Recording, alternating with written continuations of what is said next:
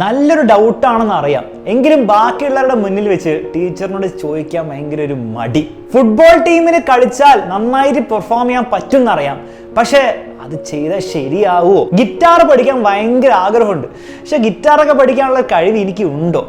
ഇങ്ങനത്തെ പ്രശ്നങ്ങൾ നിങ്ങളുടെ ലൈഫിൽ നിങ്ങൾ നേരിട്ടിട്ടുണ്ടെങ്കിൽ ഇതിൻ്റെയൊക്കെ റൂട്ട് കോസ് നിങ്ങളുടെ കോൺഫിഡൻസ് ഇല്ലായ്മ അഥവാ കോൺഫിഡൻസ് കുറവാണ്. മാത്രമല്ല, പലരും വിചാരിച്ചിരിക്കുന്നത് ഈ കോൺഫിഡൻസ് എന്ന് പറഞ്ഞാൽ നമുക്ക് ജന്മനാ കിട്ടുന്ന ഒരു കഴിവ് പോലെയാണ്.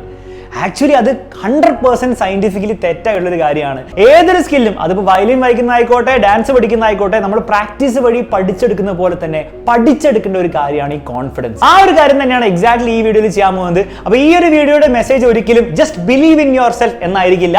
സയന്റിഫിക്കലി എങ്ങനെയാണ് കോൺഫിഡൻസ് വർക്ക് ചെയ്യുന്നത്, എങ്ങനെ അത് ബിൽഡ് ചെയ്തെടുക്കുക എന്നുള്ള കാര്യങ്ങൾ വളരെ ഡീറ്റെയിൽ ആയിട്ടും പ്രാക്ടിക്കലായിട്ടും നമ്മൾ നോക്കാൻ പോകുന്നത്. ഇതുപോലത്തെ വീഡിയോസ് ഇനി വേണമെങ്കിൽ തീർച്ചയായും ചാനൽ സബ്സ്ക്രൈബ് ചെയ്യാം. നമുക്ക് വീഡിയോ സ്റ്റാർട്ട് ചെയ്യാം. ഈ കോൺഫിഡൻസിന്റെ ശരിക്കത്തെ സയൻസ് മനസ്സിലാക്കാൻ വേണ്ടി ഡോക്ടർ കാരൽ എസ് ഡ്വേക്കിന്റെ കീഴിൽ ഒരു എക്സ്പെരിമെന്റ് അവർ ചെയ്തു. ഈ എക്സ്പെരിമെന്റ് ഡീറ്റെയിൽസ് ഒക്കെ വളരെ ക്ലിയർ ആയിട്ട്, വളരെ എലാബറേറ്റ് ആയിട്ട് ഈ ഒരു ബുക്കിൽ കൊടുത്തിട്ടുണ്ട്. നിങ്ങൾക്ക് വേണമെങ്കിൽ ഇൻട്രസ്റ്റ് ആണ് അത് വായിക്കാവുന്നതാണ്. അപ്പോൾ എക്സ്പെരിമെന്റ് വളരെ സിമ്പിൾ ആയിരുന്നു. അവർ കുറച്ച് ഹൈസ്കൂളിൽ പഠിക്കുന്ന കുട്ടികളെ എടുത്തു, എന്നിട്ട് 2 ഗ്രൂപ്പായിട്ട് തിരിച്ചു. അപ്പോൾ ആ ഗ്രൂപ്പ് തമ്മിൽ വലിയ വ്യത്യാസമൊന്നുമില്ല, റാൻഡംലി 2 ഗ്രൂപ്പായിട്ട് തിരിച്ചു. എന്നിട്ട് 2 പേർക്കും ഒരേ എക്സാം കൊടുത്തു. ഒരു സിമ്പിൾ, വളരെ ഈസി ആയിട്ട് എല്ലാവർക്കും ചെയ്യാൻ പറ്റുന്ന ഒരു IQ ടെസ്റ്റ്. 2 പേർക്ക് എക്സാം കൊടുത്തു. 2 ഗ്രൂപ്പുകളും നന്നായിട്ട് ചെയ്തു. കാരണം 2 ഗ്രൂപ്പുകൾ തമ്മിൽ ഇന്റലിജൻസിന്റെ ലെവലിലൊന്നും വലിയ വ്യത്യാസമൊന്നും ഇല്ലായിരുന്നു, റാൻഡം ആയിട്ട് എടുത്താണ്. അതുകൊണ്ട് 2 ഗ്രൂപ്പും വളരെ ഈസി ആയിട്ട് നന്നായിട്ട് ചെയ്തു. എല്ലാവർക്കും നല്ല സ്കോർ കിട്ടി. ആ സ്കോർ കിട്ടിയതിനു ശേഷം ഈ 2 ഗ്രൂപ്പിനും 2 രീതിയിലുള്ള ഫീഡ്ബാക്ക് ആണ് കൊടുത്തത്.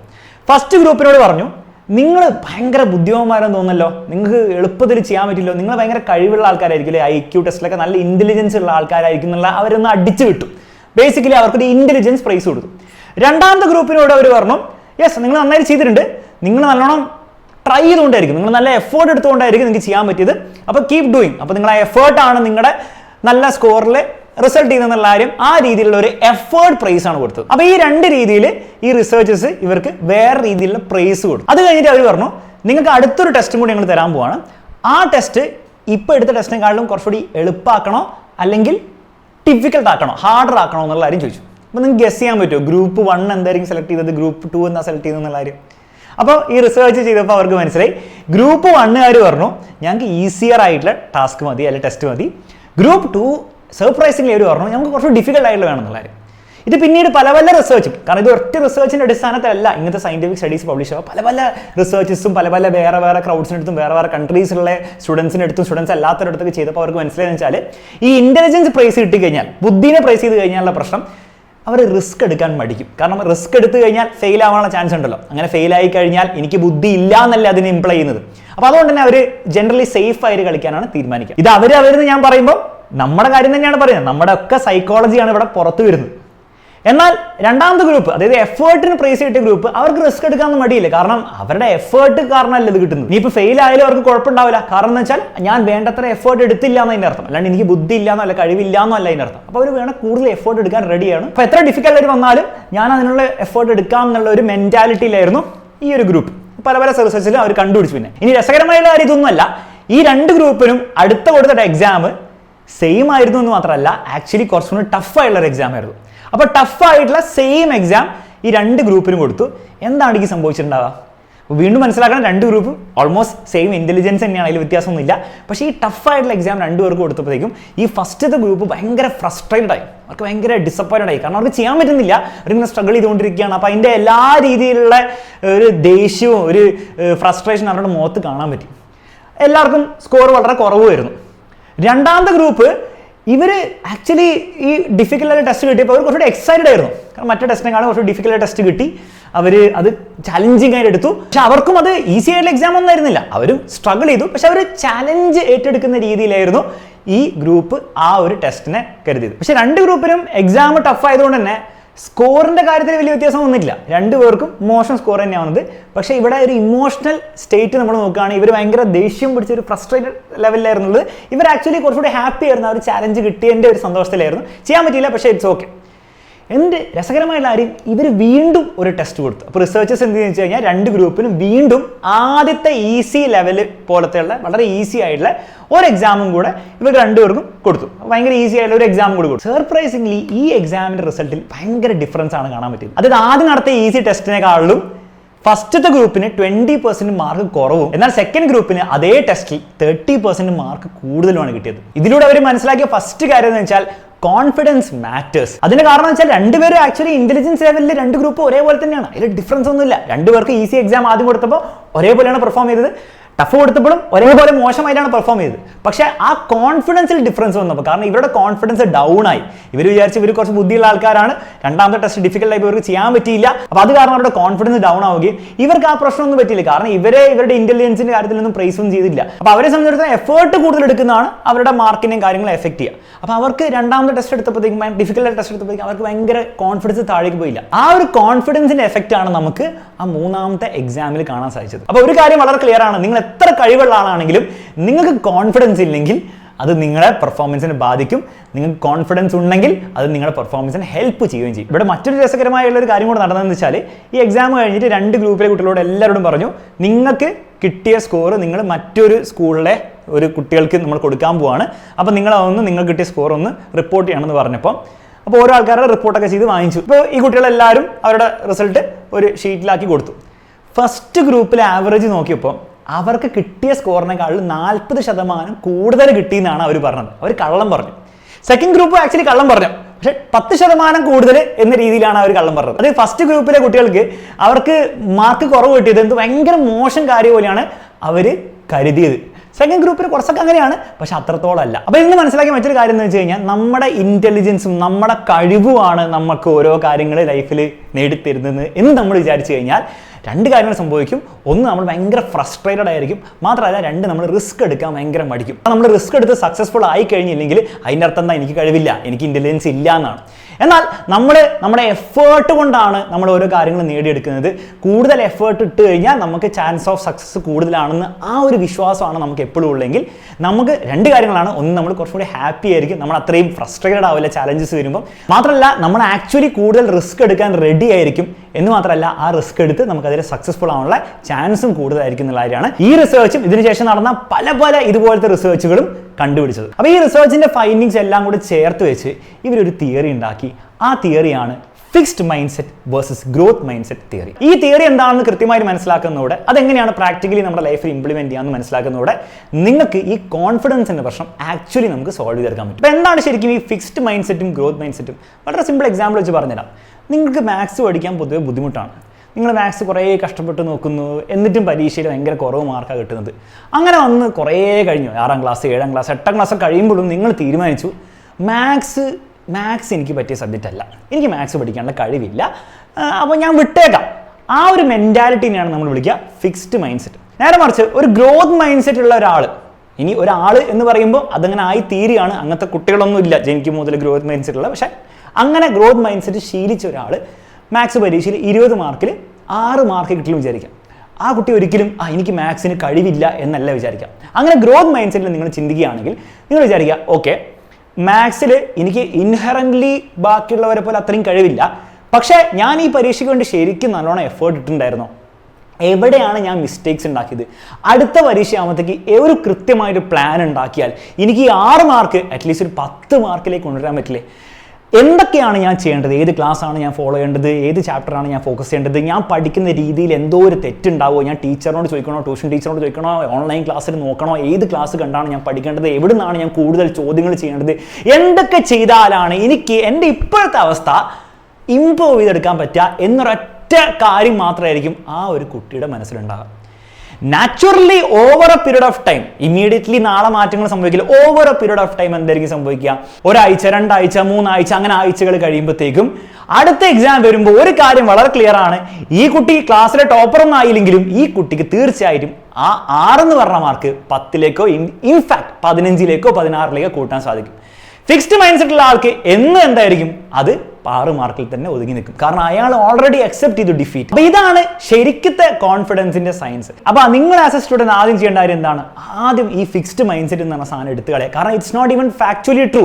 നിങ്ങളുടെ മാത്സിലെ കഴിവായിക്കോട്ടെ, നിങ്ങളുടെ IQ ആയിക്കോട്ടെ, എന്ത് കഴിവോ ആയിക്കോട്ടെ, അതൊന്നും ഫിക്സ്ഡ് അല്ല. അത് സയന്റിഫിക്കലി തെറ്റായുള്ള കാര്യമാണ്. അപ്പൊ ആ സയന്റിഫിക്കലി തെറ്റായുള്ള കാര്യം നിങ്ങൾ ആദ്യം എടുത്ത് തോട്ടിലെറിയണം. എന്നിട്ട് ഈ ഗ്രോത്ത് മൈൻഡ് സെറ്റ് മെല്ലെ മെല്ലെ അഡോപ്റ്റ് ചെയ്യാൻ വേണ്ടി ശ്രമിക്കാം. പല പല കാര്യങ്ങളിലും നിങ്ങൾ ഫെയിൽ ആവും, പക്ഷെ അപ്പോഴൊക്കെ നിങ്ങൾ ആലോചിക്കേണ്ടത് എനിക്ക് എന്തൊക്കെ ചെയ്താലാണ് ഇത് ഇമ്പ്രൂവ് ചെയ്യാൻ പറ്റുക. കാരണം ഇത് ഞാൻ പറയുന്നതുകൊണ്ട് നിങ്ങൾ ചിന്തിക്കേണ്ട കാര്യമല്ല, ആക്ച്വലി അത് സത്യമാണ്. നിങ്ങൾക്ക് പല പല നിങ്ങളുടെ എബിലിറ്റീസും വിത്ത് എഫേർട്ട് ഇമ്പ്രൂവ് ചെയ്യാൻ പറ്റും. അത് എങ്ങനെ ഇമ്പ്രൂവ് ചെയ്യിക്കണം എന്നായിരിക്കണം നമ്മുടെ അടുത്ത തോട്ട്. അങ്ങനെ നിങ്ങളൊരു മൈൻഡ് സെറ്റ് എടുത്തു കഴിഞ്ഞാൽ എന്തും നിങ്ങൾക്ക് ഇമ്പ്രൂവ് ചെയ്യാൻ പറ്റും. എല്ലാ ലോകത്തിലെ കാര്യത്തിലും നിങ്ങൾ ഫസ്റ്റ് ആവുമെന്നല്ല ഞാൻ പറയുന്നത്, നിങ്ങൾക്ക് എന്തും ഇമ്പ്രൂവ് ചെയ്തെടുക്കാൻ പറ്റും. അങ്ങനെ ഇമ്പ്രൂവ് ചെയ്ത് എടുക്കുമ്പോഴാണ് നമുക്ക് കോൺഫിഡൻസ് വരിക. അല്ലാണ്ട് കോൺഫിഡൻസ് വന്നിട്ടല്ല നമുക്ക് ഓരോ കാര്യങ്ങൾ ചെയ്യാൻ പറ്റുക. അപ്പോൾ ഈ മൈൻഡ് സെറ്റ് ആദ്യം നിങ്ങൾ ഫിക്സ് ചെയ്യണം. എൻ്റെ ലൈഫിൽ ഞാൻ എക്സ്പീരിയൻസ് ചെയ്ത കാര്യമാണ്. നിങ്ങൾക്ക് എക്സാമിനറിന്റെ +2 ചാനൽ എടുത്ത് നോക്കിയാൽ എൻ്റെ ആദ്യത്തെ യൂട്യൂബിൽ പബ്ലിഷ് ചെയ്ത ക്ലാസ് കാണാം. അതിൽ കോമഡി ആയിട്ടുള്ള കുറേ കമന്റ്സ് ഒക്കെ ഉണ്ട്. എല്ലാം ഒന്നും ഇവിടെ കാണുന്നുണ്ടാവില്ല, കുറേ കമന്റ്സ് ഉണ്ട്. എനിക്ക് തന്നെ ഈ ക്ലാസ് എടുത്ത് നോക്കുമ്പോൾ ഭയങ്കര നാണാണ് ഇപ്പോൾ. പക്ഷേ എങ്കിലും ഞാൻ ആ ക്ലാസ് അവിടെ തന്നെ വെച്ചിട്ടുണ്ട്. അതിന് കാരണം വെച്ചാൽ ഇടയ്ക്കിടയ്ക്ക് ഞാൻ എടുത്തിങ്ങനെ നോക്കും. അന്നത്തെ എൻ്റെ ആ ഒരു ക്ലാസ്സിന്റെ അടിസ്ഥാനത്തിലായിരുന്നു ഞാൻ എന്നെ തന്നെ ജഡ്ജ് ചെയ്തിരുന്നെങ്കിൽ ഞാൻ ജീവിതത്തിൽ ഒരു ക്ലാസ് എടുക്കാൻ പോകുന്നില്ല. ഇനി സത്യം എന്താണെന്ന് വെച്ച് കഴിഞ്ഞാൽ ഇതുപോലും അല്ല എൻ്റെ ഫസ്റ്റത്തെ ഓൺലൈൻ ക്ലാസ് ഇതുവരെ എത്തിയത്. അത് യൂട്യൂബിൽ ഫസ്റ്റ് വീഡിയോ ഇടുന്നതിന് മുമ്പ് എനിക്ക് തോന്നുന്നു, എൻ്റെ ഓർമ്മ ശരിയാണെങ്കിൽ അറ്റ്ലീസ്റ്റ് ഒരു 100 തവണയെങ്കിലും പല പല വീഡിയോസും ക്ലാസ്സും ഞാൻ എടുത്തിട്ടുണ്ട്, which is even verse than this video. അന്ന് പക്ഷേ എനിക്ക് ഗ്രോത്ത് മൈൻഡ് സെറ്റിനും ഫിക്സ് മൈൻഡ് സെറ്റും ഒന്നും അറിയില്ലായിരുന്നു. പക്ഷേ ഈ ഒരു ഗ്രോത്ത് മൈൻഡ് സെറ്റ് പോലത്തെ ഒരു ചിന്തയായിരുന്നു എൻ്റെ മനസ്സിലുള്ളത്. നമുക്ക് എഫേർട്ട് ഇട്ടുകൊണ്ടിരിക്കാം, ശരിയാവുമായിരിക്കും എന്നുള്ള ഒരു ബ്ലൈൻഡ് ആയിട്ടുള്ള വിശ്വാസമായിരുന്നു. എന്തുകൊണ്ടോ ബ്ലൈൻഡ് ആയിട്ടുള്ള വിശ്വാസം എന്നെ ഹെൽപ്പ് ചെയ്തു. ഇപ്പോൾ ഭയങ്കര അടിപൊളി പഠിപ്പിക്കുകയാണെന്നല്ല ഞാൻ പറയുന്നത്, പക്ഷേ കാര്യമായിട്ടുള്ള ഇമ്പ്രൂവ്മെന്റ് നിങ്ങൾക്ക് കാണാൻ പറ്റുമായിരിക്കും എൻ്റെ ക്ലാസ്സുകളിൽ. പക്ഷേ ഞാൻ അന്ന് വിചാരിക്കുക എനിക്ക് പഠിപ്പിക്കാനുള്ള കഴിവൊന്നും ഇല്ല, അതൊന്നും എനിക്ക് പറ്റിയ കാര്യമല്ല. Which is very evident. ആ വീഡിയോ കണ്ടെങ്കിൽ മനസ്സിലായി അത്ര വലിയ കഴിവൊന്നുമില്ല. അതിന് മുമ്പത്തെ വീഡിയോ കണ്ടെങ്കിൽ വളരെ ഒബ്വിയസ് ആയിരിക്കും. അതെപ്പോഴെങ്കിലും ഞാനൊരു വീഡിയോയിൽ ഞാൻ പറയാം, കാണിച്ചു തരാം എൻ്റെ ഫസ്റ്റ് വീഡിയോ എന്താണെന്നുള്ളത്. അപ്പോൾ അന്ന് എനിക്ക് ടീച്ചിങ്ങിനുള്ള കഴിവൊന്നും എനിക്കില്ല എന്ന് വിശ്വസിച്ചിരുന്നെങ്കിൽ ഞാൻ എന്തായാലും ഇവിടെ നിൽക്കുന്നുണ്ടാവില്ല. പക്ഷെ അന്ന് ഞാൻ വിശ്വസിച്ചതൊന്നുമല്ല, ടീച്ചിങ്ങിൻ്റെ കഴിവൊക്കെ അവിടെ കിട്ടെ, നമുക്ക് ഇത് എങ്ങനെ ഇമ്പ്രൂവ് ചെയ്യാം, ഈ വീഡിയോ എങ്ങനെ ഇമ്പ്രൂവ് ചെയ്യാം, അടുത്ത കോൺസെപ്റ്റ് ഞാൻ എങ്ങനെ പഠിപ്പിക്കുന്നത് എങ്ങനെ ഇമ്പ്രൂവ് ചെയ്യാം, ആ ഒരു മെൻറ്റാലിറ്റി ഫോളോ ചെയ്തുകൊണ്ടാണ് എനിക്ക് ഇവിടെ വരെ എത്താൻ പറ്റിയതും ഈ പ്രോഗ്രസ് ഒക്കെ ലൈഫിൽ ഉണ്ടാക്കാൻ പറ്റിയതും. അന്ന് ഗ്രോത്ത് മൈൻഡ് സെറ്റിന്റെ ഈ ഒരു തിയറി കൃത്യമായിട്ട് ആരെങ്കിലും എനിക്ക് പറഞ്ഞു തരാണെങ്കിൽ ഞാൻ അത്രയും പോയി എന്നെ സെൽഫ് ഡൗട്ട് ചെയ്യില്ലായിരുന്നു. ഞാൻ കുറച്ചും കൂടി ഫാസ്റ്റ് ആയിട്ട് എൻ്റെ എഫേർട്ടിൽ ഫോക്കസ് ചെയ്തേനെ, ഈ റിസൾട്ടിൽ കുറെ ഫോക്കസ് ചെയ്യാതെ. ആൻഡ് അങ്ങനെ ഞാൻ കുറച്ചും കൂടി പെട്ടെന്ന് ബെറ്റർ ആയി വന്നേനെ. അപ്പൊ നിങ്ങളും ആദ്യം ചെയ്യേണ്ട കാര്യം ഈ ഗ്രോത്ത് മൈൻഡ് സെറ്റ് അഡോപ്റ്റ് ചെയ്യുക എന്നുള്ള കാര്യമാണ്. എന്ത് സിറ്റുവേഷനും ഇനിയും നിങ്ങൾ ഫെയിലിയർ ഫേസ് ചെയ്ത് കഴിഞ്ഞാൽ ആദ്യം ചിന്തിക്കേണ്ടത് നമുക്കിത് എങ്ങനെ ഇമ്പ്രൂവ് ചെയ്യാം. കാരണം നമുക്കത് ഇമ്പ്രൂവ് ചെയ്യാൻ പറ്റും. ഇനി ഇത് പ്രാക്ടിക്കലി നിങ്ങളുടെ ലൈഫിൽ നിങ്ങൾക്ക് വർക്ക്ഔട്ട് ചെയ്യണമെങ്കിൽ നിങ്ങൾക്ക് 4 സിമ്പിൾ ടെക്നിക്സ് ഞാൻ പറഞ്ഞുതരാം. ഈ ടെക്നിക്സ് ഞാനായിട്ട് ഉണ്ടാക്കിയതല്ല, സെൽഫ് എഫിക്കസി തിയറി എന്ന് പറഞ്ഞ തിയറി ഉണ്ട്. സെൽഫ് എഫിക്കസി എന്ന് പറഞ്ഞാൽ ബേസിക്കലി നമുക്ക് എങ്ങനെ കോൺഫിഡൻസ് കിട്ടുന്നതാണ്. നമുക്ക് അങ്ങനെ കോൺഫിഡൻസ് കിട്ടണമെങ്കിൽ 4 ഫാക്ടേഴ്സ് ആണ് അതിനെ ഇൻഫ്ലുവൻസ് ചെയ്യുക. അപ്പോൾ ഈ 4 ഫാക്ടേഴ്സ് എങ്ങനെ പ്രാക്ടിക്കൽ എക്സാമ്പിൾ വെച്ചിട്ട് നമ്മുടെ ലൈഫിൽ ബിൽഡ് ചെയ്തെടുക്കാമെന്ന് ഞാൻ പറഞ്ഞുതരാം. ഫസ്റ്റ് കാര്യമാണ് മാസ്റ്ററി എക്സ്പീരിയൻസസ്. ഫോർ എക്സാമ്പിൾ നിങ്ങൾക്ക് ഇംഗ്ലീഷ് നന്നായി സംസാരിക്കണം എന്ന് ആഗ്രഹമുണ്ട്. ഇപ്പോൾ തീരെ ഇംഗ്ലീഷ് സംസാരിക്കാൻ അറിയില്ല, കോൺഫിഡൻസും ഇല്ല, വാ തുറന്നാൽ ഇംഗ്ലീഷ് വന്നാൽ അബദ്ധമാണെന്ന് നിങ്ങൾക്കറിയാം. പക്ഷേ ഇംഗ്ലീഷ് സംസാരിക്കണം എന്ന് ആഗ്രഹമുണ്ട്, കാരണം നമുക്ക് ഭയങ്കര ആവശ്യമുള്ള ഒരു കാര്യമാണ് ലൈഫിൽ. അപ്പോൾ എങ്ങനെയാണ് നമുക്ക് ചെയ്യാൻ പറ്റുക? ഒബ്വിയസ്ലി നിങ്ങൾക്ക് എന്ത് ചെയ്യാൻ പറ്റും? നാളെ പോയിട്ട് സ്കൂളിൻ്റെ സ്റ്റേജിൽ പോയിട്ട് ഇംഗ്ലീഷ് സ്പീച്ച് കൊടുക്കാൻ പറഞ്ഞാൽ നമ്മൾ ചെയ്യാൻ പോകുന്നില്ല, നമുക്ക് പറ്റില്ല നമുക്കറിയാം. പക്ഷെ നമുക്ക് ചെയ്യാൻ പറ്റുന്ന കാര്യം എന്താണ്? സ്കൂളിൽ ക്ലാസ്സിലിരിക്കുമ്പോൾ ഒന്ന് കൈ പൊക്കിയിട്ട് ഒരു ഡൗട്ട് ഇംഗ്ലീഷിൽ ചോദിക്കാം. ഇനി അതിനും നിങ്ങൾക്ക് മടിയാണെങ്കിൽ നിങ്ങൾ അതുപോലും ചെയ്യണം. നിങ്ങൾ വീട്ടിലിരുന്നിട്ട് AI ടൂളൊക്കെ ഉപയോഗിച്ചിട്ട് ജെമിനയുടെ ഒക്കെ ഇപ്പോൾ സംസാരിക്കുന്ന ടൂളൊക്കെ വന്നിട്ടുണ്ട്, അതിനോട് നിങ്ങൾ സംസാരിക്കുക. അങ്ങനെ ചെറിയ ചെറിയ ചെറിയ ചെറിയ എക്സ്പീരിയൻസ് കിട്ടുമ്പോൾ, സക്സസ്ഫുൾ ആയിട്ടുള്ള ചെറിയ ചെറിയ എക്സ്പീരിയൻസ് കിട്ടുമ്പോൾ നമ്മുടെ ബ്രെയിന് അതെന്ത് ചെയ്യും? പോസിറ്റീവ്ലി ആ ഇംഗ്ലീഷ് സംസാരിക്കുന്ന കാര്യത്തിനെ പോസിറ്റീവ്ലി എന്ത് ചെയ്യും? ഓർത്ത് വെക്കും. അങ്ങനെ അതൊരു പോസിറ്റീവ് റിലേഷൻ നിങ്ങൾ ആ ഒരു കാര്യമായിട്ട്, ആ ഒരു ആക്ടിവിറ്റി ആയിട്ട് കൊണ്ടുവരുമ്പോൾ നമുക്ക് വീണ്ടും വീണ്ടും വീണ്ടും വീണ്ടും ആ കാര്യം ചെയ്യാൻ തുടങ്ങും. നമുക്ക് ആ മോട്ടിവേഷൻ കിട്ടും. അങ്ങനെ ഓട്ടോമാറ്റിക്കലി നിങ്ങൾ ആ കാര്യത്തിൽ ബെറ്റർ ആവുകയും നിങ്ങൾക്ക് കോൺഫിഡൻസ് വരികയാണ് ചെയ്യുക. അപ്പോൾ ഇവിടെ മനസ്സിലാക്കേണ്ട ബേസിക് തിയറി എന്ന് വെച്ച് കഴിഞ്ഞാൽ ഇറ്റ്സ് നോട്ട് ലൈക്ക് നിങ്ങൾക്ക് കോൺഫിഡൻസ് അങ്ങോട്ട് കിട്ടുക എന്നിട്ട് നിങ്ങൾ അങ്ങോട്ട് കാര്യം ചെയ്യുക. അത് സിനിമയിലെ വർക്ക് ചെയ്യുള്ളൂ, റിയൽ ലൈഫിൽ വർക്ക് ചെയ്യില്ല. റിയൽ ലൈഫിൽ നിങ്ങൾ കോൺഫിഡൻസ് ഉണ്ടാക്കിയെടുക്കുകയാണ് വേണ്ടത്. ആ കോൺഫിഡൻസ് ഉണ്ടാക്കാൻ you can start with small actual experiences. ചെയ്യണം കാര്യം, അല്ലാണ്ട് ചിന്തിച്ചുകൊണ്ടിരുന്നാൽ ഈ സാധനം കിട്ടില്ല എന്നുള്ള കാര്യം മനസ്സിലാക്കാം. രണ്ടാമത്തെ കാര്യം നിങ്ങൾ ചെയ്യാൻ പറ്റുന്നത് വൈകാരിയസ് എക്സ്പീരിയൻസ് എന്ന് പറയും. ബേസിക്കലി മറ്റുള്ളവർ ചെയ്യുന്ന കണ്ടുപഠിക്കുക. അപ്പോൾ നമ്മളിങ്ങനെ ചിന്തിച്ചുകൊണ്ടിരിക്കുന്നതിനേക്കാൾ എത്രയോ നല്ലത് ബാക്കിയുള്ള നിങ്ങൾ ചെയ്യാൻ ആഗ്രഹിക്കുന്ന ഒരു ആക്ടിവിറ്റി ഉണ്ടെങ്കിൽ, അല്ലെങ്കിൽ ഒരു കാര്യം ഉണ്ട്, അല്ലെങ്കിൽ സക്സസ്ഫുൾ ആയിട്ടുള്ള ആൾക്കാർ, അല്ലെങ്കിൽ ചെയ്തുകൊണ്ടിരിക്കുന്ന ആൾക്കാരെ കണ്ടുപഠിക്കുക. ഫോർ എക്സാമ്പിൾ എൻ്റെ കാര്യം ഞാൻ പറയാം. ഞാൻ സിത്താർ പഠിക്കാൻ തുടങ്ങി. എനിക്ക് ഇടയ്ക്ക് ഇച്ചിരി പ്രോഗ്രസ് ഒന്നും നടക്കുന്നില്ല, ഒന്നും പ്രാക്ടീസ് വരെയൊക്കെ ചെയ്യുന്നില്ല, പ്രോഗ്രസ് ഒന്നും വരുന്നില്ല. അപ്പോൾ എനിക്ക് ഭയങ്കര ഡീമോട്ടിവേറ്റഡ് ആയി. ഞാൻ ആക്ച്വലി നിർത്തിയിരുന്നു കുറേ നാൾ, ഓൾമോസ്റ്റ് ഒരു 6-7 മാസം നിർത്തിയിരുന്നു. എനിക്ക് വായിക്കാൻ തോന്നുന്നില്ല, കാരണം പറ്റുന്നില്ല, പ്രോഗ്രസ് വരുന്നില്ല. അപ്പോൾ ആ സമയത്താണ് ഞാൻ ഇൻസ്റ്റാഗ്രാമിൽ ഇങ്ങനെ റീൽ നോക്കുന്ന സമയത്ത് 2-3 സിത്താറിൻ്റെ റീലൊക്കെ നോക്കി അങ്ങനത്തെ ആൾക്കാരൊക്കെ ഫോളോ ചെയ്ത് പിന്നെ കുറേ അങ്ങനെ റീൽ ഇങ്ങനെ സിത്താറിൻ്റെ കാണും. അപ്പോൾ അത് കാണുമ്പോൾ നമുക്കൊരു മോട്ടിവേഷൻ വരും. അയാൾ വായിക്കുന്നുണ്ട് അല്ലെ, പല പല ബിഗിനേഴ്സും വായിക്കുന്നത് കാണുന്നുണ്ട്. അപ്പോൾ എനിക്ക് തോന്നുന്നു അത് എനിക്കും വായിക്കാൻ പറ്റുമല്ലോ, ഞാനും കുറച്ചുകൂടി പ്രാക്ടീസ് ചെയ്താൽ എനിക്കും വായിക്കാൻ പറ്റില്ലേ എന്നൊരു തോട്ടിൽ നിന്ന് ഞാൻ വീണ്ടും എന്ത് ചെയ്തു, സിത്താർ പ്രാക്ടീസ് ചെയ്യുന്നു, പഠിക്കുന്നു, കണ്ടിന്യൂ ചെയ്യാൻ തുടങ്ങി. കാരണം നമുക്ക് അത് ബാക്കിയുള്ളവർ കാണുമ്പോൾ അത് കാണുമ്പോൾ എന്താണ് ഭയങ്കര ഒരു മോട്ടിവേഷനാണ്. ഇത് ആക്ച്വലി വർക്ക് ചെയ്യുന്ന കാര്യമാണ്. അപ്പം നിങ്ങൾക്ക് എന്തൊരു ഫീൽഡിലായിക്കോട്ടെ നിങ്ങൾക്ക് താല്പര്യം ഉണ്ടെങ്കിൽ, നിങ്ങൾക്ക് ഇമ്പ്രൂവ് ചെയ്യാനൊക്കെ താല്പര്യം ഉണ്ടെങ്കിൽ നിങ്ങൾ അങ്ങനത്തെ ആൾക്കാരെ, പ്രത്യേകിച്ച് സോഷ്യൽ മീഡിയയിലേക്കാണ് അങ്ങനത്തെ ആൾക്കാരെ നിങ്ങൾ ഫോളോ ചെയ്യുക. ഫോർ എക്സാമ്പിൾ നിങ്ങൾ ഇംഗ്ലീഷ് സംസാരിക്കാനാണ് താല്പര്യമെങ്കിൽ നിങ്ങൾ അങ്ങനത്തെ ഇംഗ്ലീഷ് നന്നായിട്ട് സംസാരിക്കുന്ന ആൾക്കാരെ ഫോളോ ചെയ്യുക. അപ്പോൾ തന്നെ നമുക്കൊരു മോട്ടിവേഷൻ കിട്ടും അവരെ പോലെ നമുക്ക് ചെയ്യാൻ വേണ്ടിയിട്ട്. അതല്ല നിങ്ങൾക്ക് ഡാൻസ് അങ്ങനത്തെ കാര്യങ്ങളൊക്കെയാണ് ഇഷ്ടമെങ്കിൽ നിങ്ങൾ നല്ല ഡാൻസേഴ്സിനെ നിങ്ങൾ ഇൻസ്റ്റാഗ്രാമിലും ബാക്കിയുള്ള എല്ലാ സോഷ്യൽ മീഡിയയിലും യൂട്യൂബിലൊക്കെ ഇങ്ങനെ ഫോളോ ചെയ്യുക, ഇടയ്ക്കിടയ്ക്ക് കണ്ടുകൊണ്ടിരിക്കുക. അപ്പോൾ നമുക്ക് ഒരു ഇൻഹറൻറ്റ് മോട്ടിവേഷനും കോൺഫിഡൻസും കിട്ടും. കാരണം നമുക്ക് മനസ്സിലാവും ഇറ്റ് ഈസ് പോസിബിൾ എന്നുള്ള കാര്യം. അപ്പോൾ ആ ഒരു പോസിബിൾ ആണെന്നുള്ള കാര്യം നമ്മുടെ തലയിൽ ഇങ്ങനെ ഇടയ്ക്കിടയ്ക്ക് കയറിക്കൊണ്ടിരിക്കണം. അത് ഭയങ്കര ഒരു കോൺഫിഡൻസ് ബൂസ്റ്ററാണ്. മൂന്നാമത്തെ കാര്യമാണ് വേർബൽ പെർsuasion. വീണ്ടും മാത്സ് പരീക്ഷ കഴിഞ്ഞു, നിങ്ങൾക്ക് തോറ്റു നിങ്ങൾ പരീക്ഷയിൽ. അപ്പോൾ ആ ഒരു അവസരത്തിൽ നിങ്ങൾക്ക് ഒരു നല്ല കോച്ചാവാനും പറ്റും നിങ്ങൾക്ക് വേണ്ടിയിട്ട്, നല്ലൊരു മോശം കോച്ചാവും. മോശം കോച്ച് പറയാം നിന്നെ കൊണ്ടിതൊന്നും നടക്കില്ല, നമുക്ക് മാത്സ് ഒക്കെ വിട്ടേക്കാം, നമുക്ക് അതിനുള്ള കഴിവില്ല, നമ്മൾ വേറെ എന്തെങ്കിലും പരിപാടി നമുക്ക് ആ രീതിയിൽ സംസാരിക്കാം. Which is A bad coach. കാരണം നിങ്ങൾ ഒരിക്കലും അതിൽ ഇമ്പ്രൂവ് ചെയ്യാൻ പോകുന്നില്ല, നിങ്ങൾക്ക് കോൺഫിഡൻസ് കിട്ടുമല്ലേ, ഇനി അങ്ങോട്ട് നിങ്ങൾക്ക് ചെയ്യാനും പറ്റില്ല. നേരെ മറിച്ച് നിങ്ങളൊരു നല്ല കോച്ചാവും. ഓക്കെ, ഇതൊരു ഫെയിലിയർ ആയിരുന്നു, ഈ ഫെയിലിയറിലേക്ക് എത്തിച്ച എന്തൊക്കെ കാര്യങ്ങളാണ് നമുക്ക് മനസ്സിലാക്കാം. അത് മനസ്സിലാക്കി നമുക്ക് ഫിക്സ് ചെയ്ത് കഴിഞ്ഞാൽ നമുക്ക് മെല്ലെ മെല്ലെ സ്റ്റെപ്പ് ബൈ സ്റ്റെപ്പ് ഇമ്പ്രൂവ് ചെയ്യാന്നുള്ള സെൽഫ് ടോക്ക് ഇത് വളരെ ഇമ്പോർട്ടൻ്റ് ആയിട്ടുള്ള കാര്യമാണ്. കാരണം എല്ലാ കാര്യങ്ങളും നിങ്ങൾക്ക് വേണ്ടിയിട്ട് ബാക്കിയുള്ള ആൾക്കാർ, പേരൻസ് ആയിക്കോട്ടെ, ടീച്ചേഴ്സ് ആയിക്കോട്ടെ, അവരൊക്കെ പറയുന്നതിൽ ലിമിറ്റേഷൻസ് ഉണ്ടാവും. പക്ഷെ നമുക്ക് വേണ്ടിയിട്ട് നല്ലൊരു കോച്ചാകാൻ പറ്റും. അപ്പോൾ ആ ഒരു ടൂൾ നമ്മൾ യൂസ് ചെയ്യുക. അപ്പോൾ ഇനി മുതൽ ഓരോ കാര്യത്തിലും നിങ്ങൾ ഫെയിൽ ചെയ്ത് കഴിഞ്ഞാൽ നമുക്കത് ഇമ്പ്രൂവ് ചെയ്യാന്നുള്ള ഒരു സെൽഫ് ടോക്ക് ആക്ച്വലി നിങ്ങൾക്ക് കോൺഫിഡൻസ് തരുന്ന ഒരു കാര്യമാണ്. അപ്പോൾ അത് മെല്ലെ മെല്ലെ പ്രാക്ടീസ് കൊടുക്കാം. മിക്ക സമയത്തും നിങ്ങൾ ശ്രദ്ധിച്ചാൽ മനസ്സിലാവും, നമുക്കൊരു ഫെയിലിയറോ അല്ലെങ്കിൽ ഒരു മോശം എക്സ്പീരിയൻസ് ഉണ്ടായാലും നമ്മൾ ഓട്ടോമാറ്റിക്കലി ആ ബാഡ് കോച്ച് സംസാരമാണ് നമ്മുടെ മനസ്സിൽ വരിക. അത് റിഫ്ലക്സ് ആയിട്ട് തന്നെ നമ്മളിങ്ങനെ എന്നെ കൊണ്ട് പറ്റില്ല, ഞാൻ പൊട്ടയാണ്, അങ്ങനെ അങ്ങോട്ട് വരും.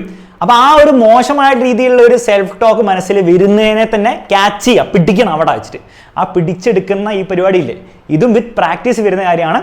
വിത്ത് പ്രാക്ടീസ് നിങ്ങളത് പഠിക്കും, എങ്ങനെയാണ് അത് പിടിക്കുന്നതെന്ന് നല്ല രീതിയിൽ നല്ലൊരു കോച്ച് സ്വയമായി മാറാൻ നമുക്ക് പറ്റും. നാലാമത്തെ കാര്യമാണ് ഇമോഷണൽ ഫിസിയോളജിക്കൽ സ്റ്റേറ്റ്സ്. ഇതിനെപ്പറ്റി ഞാൻ വളരെ ഡീറ്റെയിൽ ഒരു വീഡിയോ ചെയ്തിട്ടുണ്ട്. വളരെ സിമ്പിളായിട്ട് പറഞ്ഞാൽ അത്രേ ഉള്ളൂ. നിങ്ങൾ ഈ കോൺഫിഡൻസും കാര്യങ്ങളൊക്കെ കിട്ടിയിട്ട് അവസാനം സ്റ്റേജിൽ പോയി നിൽക്കുമ്പോൾ, സ്റ്റേജിൽ പോയിരുന്നൊരു സ്പീച്ച് പറയാൻ, അല്ലെ പാട്ട് വായിക്കാൻ, അല്ലെ ഡാൻസ് ചെയ്യാനാണെങ്കിൽ അവിടെ പോയി ആദ്യമായിട്ട് നിൽക്കുമ്പോൾ നെഞ്ചിങ്ങനെ അടിക്കും. അപ്പോൾ രണ്ട് രീതിയിൽ നിങ്ങൾക്ക് റിയാക്ട് ചെയ്യാം. ഒന്നെങ്കിൽ പേടിക്കുക, ശരിക്കും കൊണ്ട് പേടിക്കുക, അയ്യോ ഇതെന്ത് സംഭവിക്കുന്നത് പേടിച്ച് ചിലപ്പോൾ നമ്മൾ മെസ്സപ്പ് ചെയ്യാനുള്ള ചാൻസ് ഉണ്ട്. നേരെ മറിച്ച് നിങ്ങൾക്ക് ഈ രീതിയിൽ ചിന്തിക്കാം, ടെൻഷൻ ഉണ്ട്, സ്ട്രെസ് ഉണ്ട്, ആങ്സൈറ്റി ഉണ്ട്, പക്ഷെ ഇറ്റ്സ് ഓക്കെ. കാരണം എന്താണ്, എൻ്റെ ബോഡി ഈ ചെയ്യേണ്ട കാര്യത്തിന് വേണ്ടി റെഡി ആയിക്കൊണ്ടിരിക്കുകയാണ്, അഡ്രിനാലിനാണ്. ഞാൻ ഈ ഒരു ഡാൻസ് ആയിക്കോട്ടെ പാട്ടായിക്കോട്ടെ ചെയ്യാൻ വേണ്ടിയിട്ട് എൻ്റെ ബോഡി എന്നെ റെഡി ആക്കുകയാണ് ചെയ്യുന്നത് എന്നുള്ള വിശ്വാസം ആക്ച്വലി നിങ്ങൾക്ക് കൂടുതൽ കോൺഫിഡൻസ് തരുകയും ചെയ്യും. നിങ്ങളുടെ ആക്ച്വൽ പെർഫോമൻസിനെ അത് പോസിറ്റീവ്ലി ഇമ്പാക്ട് ചെയ്യുകയും ചെയ്യും. ഇത് ഞാൻ വെറുതെ അടിച്ചു വിടുന്നല്ല, ഇതിനെപ്പറ്റി ഡീറ്റെയിൽ ആയിട്ട് വീഡിയോ ഞാൻ ചെയ്തിട്ടുണ്ട്. നിങ്ങൾക്ക് കൂടുതൽ മനസ്സിലാക്കണേ അത് പോയി നിങ്ങൾക്ക് കാണാവുന്നതാണ്. ആൻഡ് ലാസ്റ്റ്ലി നിങ്ങൾ മനസ്സിലാക്കേണ്ടത്, ഇതൊക്കെ ചെയ്ത് കഴിഞ്ഞാലും നിങ്ങളും ഈ ഡണ്ണിങ് ക്രൂഗർ എഫക്റ്റ് എന്ന് പറഞ്ഞ എഫക്റ്റിന് നിങ്ങളും വിധേയമാവും. അതേപറ്റി ഞാൻ വീഡിയോ ചെയ്തിട്ടുണ്ട്, നിങ്ങൾക്ക് മനസ്സിലാക്കാം. പക്ഷെ വളരെ സിമ്പിളായിട്ട് പറഞ്ഞാൽ അത്രയേ ഉള്ളൂ. നിങ്ങൾ ഒരു കാര്യം പഠിച്ചു തുടങ്ങുമ്പോൾ നിങ്ങളുടെ കോൺഫിഡൻസ് ആയിരിക്കും ആദ്യം ഭയങ്കര കൂടുക. ജസ്റ്റ് പഠിച്ചു തുടങ്ങിയിട്ടുണ്ടാവുള്ളൂ, നോളേജ് നിങ്ങൾക്ക് ഭയങ്കര കുറവേ ഉണ്ടാവുള്ളൂ, പക്ഷെ കോൺഫിഡൻസ് ഭയങ്കര ഹൈ ആയിരിക്കും. സൂൺ ഇനഫ് നിങ്ങൾ എന്തെങ്കിലും കാര്യം ചെയ്യുമ്പോൾ നിങ്ങൾക്ക് മനസ്സിലാവും നിങ്ങളുടെ കോൺഫിഡൻസ് വേസ്റ്റ് ആയിരുന്നു, നിങ്ങൾക്ക് ഒന്നും അറിയില്ല എന്നുള്ള കാര്യം. ഇപ്പം മാത്സിൻ്റെ കാര്യത്തിലായിക്കോട്ടെ, നിങ്ങൾ മാത്സ് പഠിക്കാനൊക്കെ തീരുമാനിച്ചു, നിങ്ങൾ 1-2 ചോദ്യമൊക്കെ ചെയ്യുമ്പോൾ നിങ്ങൾക്ക് കിട്ടി, സംഭവം അടിപൊളി, നിങ്ങൾ മാത്സിൽ അടിപൊളിയായി നിങ്ങൾക്ക് തോന്നും. പക്ഷേ അടുത്ത എക്സാമിന് നിങ്ങൾ നോക്കുമ്പോൾ 6 മാർക്കിൽ ചിലപ്പോൾ 8 മാർക്കിലേക്ക് കൂടിയിട്ടുണ്ടാവുള്ളൂ. അപ്പോൾ വീണ്ടും നിങ്ങളുടെ കോൺഫിഡൻസ്, ഇത് കോൺഫിഡൻസിൻ്റെ 5 ആക്സിസ് കോൺഫിഡൻസ് ആണ്, നിങ്ങളുടെ കോൺഫിഡൻസ് ഭയങ്കര ഡൗൺ ആവും. നിങ്ങൾ മനസ്സിലാക്കേണ്ടത് എന്ത് കാര്യങ്ങൾ നിങ്ങൾ പഠിക്കുമ്പോഴും ഇതായിരിക്കും അതിൻ്റെ ഒരു ജേണി. അതായത് ആദ്യം നിങ്ങൾ ആ കാര്യം പഠിക്കുമ്പോൾ ഭയങ്കര കോൺഫിഡൻസ് കിട്ടും, പക്ഷെ കുറച്ച് കഴിയുമ്പോൾ നിങ്ങൾക്ക് മനസ്സിലാവും നിങ്ങൾക്ക് അത്ര നോളജ് ഒന്നും ഇല്ല. അപ്പോൾ കോൺഫിഡൻസ് പെട്ടെന്ന് ഷൂട്ട് ഡൗൺ ആവും. മിക്ക ആൾക്കാർ ഇവിടെ തന്നെ ക്വിറ്റ് ചെയ്യും. 8 മാർക്കിന് വേണ്ടിയിട്ടാണോ ഞാൻ ഇത്രയും കഷ്ടപ്പെട്ടത്, എന്നെ കൊണ്ടൊന്നും പറ്റുന്നില്ല, ആ അലക്സ് സാറൊക്കെ പറഞ്ഞ വെറുതെ വേസ്റ്റ് ആണ്, അയാൾ വെറുതെ അടിച്ചു വിടുന്നതൊക്കെ പറഞ്ഞ് മിക്ക ആൾക്കാർ, ഓൾമോസ്റ്റ് ഒരു 80-90% ആൾക്കാർ ഇവിടെ ക്വിറ്റ് ചെയ്യും എന്ത് കാര്യത്തിലും. റിയാലിറ്റി എന്താണെന്ന് വെച്ച് കഴിഞ്ഞാൽ ഇതിൻ്റെ സൈക്കിളിൻ്റെ ഭാഗമാണ്. ഇൻഫാക്ട് നിങ്ങൾ കൂടുതൽ ആ ഒരു കാര്യത്തിൽ എഫേർട്ട് എടുക്കുമ്പോൾ, ആക്ച്വൽ നോളേജ് ബിൽഡ് ചെയ്യുമ്പോൾ മെല്ലെ മെല്ലെ നിങ്ങളുടെ കോൺഫിഡൻസ് കൂടുന്നതായിരിക്കും. ഇപ്രാവശ്യം കൂടുന്ന കോൺഫിഡൻസ് ആദ്യം കൂടിയ പോലത്തെ ഒരു ഫേക്ക് കോൺഫിഡൻസ് അല്ല, റിയൽ കോൺഫിഡൻസ് ആണ്. കാരണം കോൺഫിഡൻസ് കൂടുക മാത്രമല്ല, നിങ്ങളുടെ ആക്ച്വൽ നോളേജും അതിലെ നിങ്ങളുടെ കഴിവും കൂടി വരുന്നുണ്ട്. അപ്പോൾ ഇവിടെ മനസ്സിലാക്കേണ്ട കാര്യം എന്ന് വെച്ച് കഴിഞ്ഞാൽ നമുക്ക് കോൺഫിഡൻസ് കൊണ്ട് മാത്രം എന്ത് ചെയ്യാൻ പറ്റില്ല, ഒരു കാര്യത്തിൽ മുന്നോട്ട് പോകാൻ പറ്റില്ല. നമുക്ക് നോളജ് വേണം, പക്ഷെ അതിന് ഈ ഒരു സൈക്കിളിലൂടെ നിങ്ങൾ ട്രാവേഴ്സ് ചെയ്യേണ്ടി വരും, നിങ്ങൾ അതിലൂടെ സഞ്ചരിക്കേണ്ടി തന്നെ വരും. ആ ഒരു റിയാലിറ്റിയും കൂടെ നിങ്ങൾ മനസ്സിലാക്കുക. അപ്പോൾ ഈ കംപ്ലീറ്റ് വീഡിയോനെ ഞാൻ സമ്മറൈസ് ചെയ്ത് പറയുകയാണെങ്കിൽ വളരെ സിമ്പിളായിട്ട് ഇത്രയേ ഉള്ളൂ. നിങ്ങൾക്ക് ഇന്ന് കോൺഫിഡൻസ് വേണമെങ്കിൽ നിങ്ങൾ ആദ്യം ചെയ്യേണ്ടത് നിങ്ങൾക്ക് ചെയ്യാൻ ആഗ്രഹിക്കുന്ന കാര്യം, അത് വാട്ട് എവർ ഇറ്റ് ഇസ്, അത് ചെറിയ രീതിയിൽ ചെയ്ത് തുടങ്ങുക തന്നെയാണ്. എന്ന് മാത്രമല്ല, ലൈഫിൽ പല പല ചാലഞ്ചസ് നിങ്ങൾക്ക് വരും. അതിനോടൊക്കെ നിങ്ങളൊരു ഗ്രോത്ത് മൈൻഡ് സെറ്റ് അപ്രോച്ച് നിങ്ങൾ ഫോളോ ചെയ്യുക. ഈ രണ്ട് കാര്യങ്ങൾ നിങ്ങൾ ബേസിക് ആയിട്ട് ചെയ്താൽ തന്നെ നിങ്ങൾക്ക് ഇനി അങ്ങോട്ട് നിങ്ങളുടെ ലൈഫിൽ നിങ്ങൾക്ക് ആക്ച്വൽ റിയൽ കോൺഫിഡൻസ് ബിൽഡ് ചെയ്യാൻ പറ്റും. കോൺഫിഡൻസ് മാത്രമല്ല, ആ കോൺഫിഡൻസ് വഴി നിങ്ങൾക്ക് ആക്ച്വലി ആ കാര്യങ്ങളിൽ ബെറ്റർ ആകാൻ പറ്റും. ഈ വീഡിയോയിൽ പറഞ്ഞ കാര്യങ്ങൾ നിങ്ങൾക്ക് യൂസ്ഫുൾ ആയി തോന്നുകയാണെങ്കിൽ കമന്റ് ബോക്സിൽ അറിയിക്കുക. കൂടാതെ ഇതുപോലത്തെ വീഡിയോസ് ഇനിയും വേണമെങ്കിൽ നമ്മുടെ ചാനൽ സബ്സ്ക്രൈബ് ചെയ്യുക, ബാക്കിയുള്ള വീഡിയോസ് ചെക്കൗട്ട് ചെയ്യുക. മറ്റൊരു വീഡിയോയിൽ കാണുന്നവരെ bye bye and take care.